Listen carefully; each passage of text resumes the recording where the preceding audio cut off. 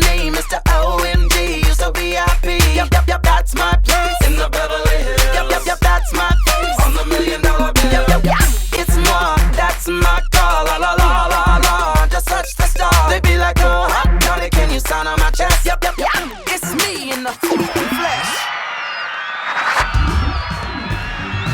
What's up, everybody, and thanks for coming back to Toddy's World. Today we're mixing it up a little bit because I am doing a personal podcast with my really good friend Kane Silver. He has a new podcast called The Ins and Outs. It talks about the behind the scenes of what it takes to make it in this industry. It got to be a pretty personal interview, which sometimes I don't do because people like to misconstrue the words in the streets. But because Kane is my really, really good friend, I feel like I can trust him. I can have a very open, vulnerable conversation with him. And I'm really excited for y'all to hear the things that we talk about because, honey, it gets very, very juicy in the streets.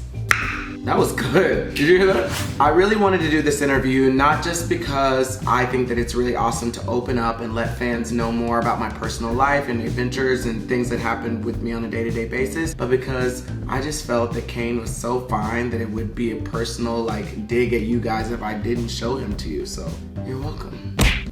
What are you going to New York for? I'm going to go see all the Broadway shows I haven't seen. I just want to go soak up the city. I just love New York. So far in your journey, what are some of the hardest moments that people don't see? Because I think people see the whole point of this podcast is the ins and outs of an entertainer's life. And I think people only see the glamour. You know, people only see the success stories. Yeah. They don't see what happens behind the scenes. They don't see all the hard work that you put into these videos. What are some of the struggles that you found? I would say that the struggles are not anything that have to do with making the videos. The struggle is I've always thought whenever I started chasing this dream and people started using the word fame in association with me and my name, it was very weird to me because I don't feel like I'm famous at all.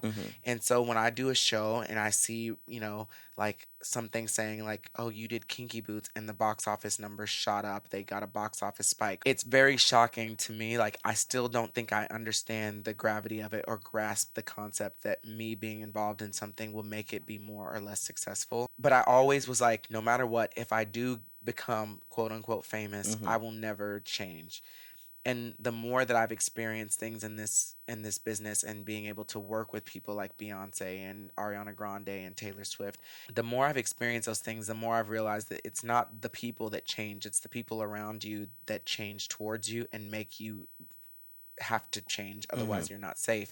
Being sued by people who are my really close friends, people who have now become enemies that were my friends, and seeing how fame has changed people that I loved and grew up with and thought we would always be close, and now I've seen them become successful, and to see how a little bit of money, a little bit of success, a verified check next to your name can change the way you look at people, the way you value people, the way you treat them, the way you don't value life. It's very heartbreaking to me because I have a really big heart. I expect high things from my friends. I expect, quality. I expect people to be there for me if I'm there for them. I expect for people to be honest and loyal to me. And I've just definitely gotten to a point where sometimes I'm scared to meet people, and I'm a people person, but sometimes I'm if I didn't know you before this happened, then I don't want to know you, Yeah. And having to be able to let go of people or recognize when you meet someone and meet their eye gaze and you shake their hand and being does this person want something from me? Are they really here to be my friend, or are they here to take advantage of me? That's the hardest part of this. Not making the videos. The hardest part is I'm a hopeless romantic. I want to find my Prince Charming someday, and the idea that you could be laying in bed with somebody who wouldn't be with you if you weren't You. you, or what they think that you are, or what the world sees you as, is just such a scary thing to me, and something I never want to experience. But it gets very scary because they have all of the ammunition that they could have ever needed to take you down and to ruin you and your reputation and what you've worked so hard to build. Yeah, and I guess that's even more difficult because part of your business of Todrick is you do these vlogs, you let people into your life, you let people see your life. So when people see the ups, then they're most likely going to see the downs too, or you've got to not let people ruin that experience for other people just from your personal life, you know what I mean? Yeah, every time something horrible happens, I have a moment where I say you should lock yourself in a tower and don't let anybody up into your kingdom. Yeah.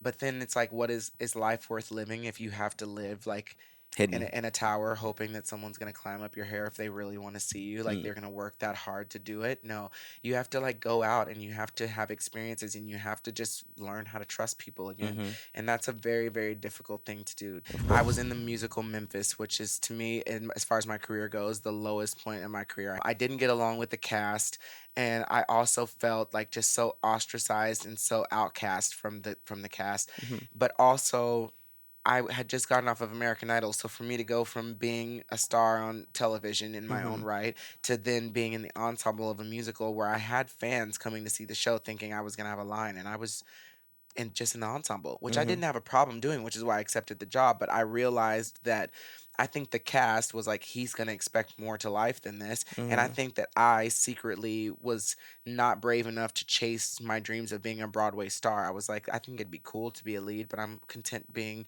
Mm-hmm. in the ensemble. But at a certain point, I just became not satisfied with where I was in my career, and people were recognizing me so much from YouTube, and I would have all these people at the stage door to I meet bet the me. main cast hated it. They hated it, and I never did the stage door. I would leave really quickly because it would bother me every day that I wasn't where I thought my Mm-hmm. fans thought that I should be, that I was Mm-hmm. just in the ensemble, which if you have to say just before something, then that means maybe you're not really that proud of the fact that you're Mm-hmm. doing it.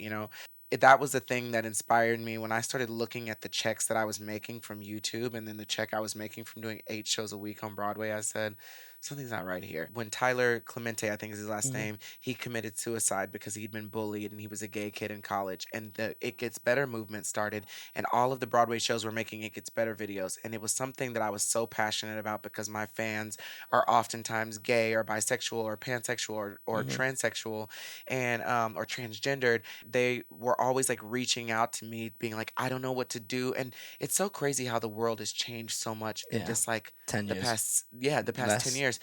People just didn't feel like it was a safe space. People weren't being championed for being a part of the queer community, or they weren't allowing people to have like queer clubs in high Mm-hmm. schools. And I wanted to be a part of the Memphis cast It Gets Better video that they did, and they told me that they were full, that the video was full and they didn't have any more space for me in the Fool video, them. even though I had more followers than Than Memphis, Memphis. than all the cast members combined at this point.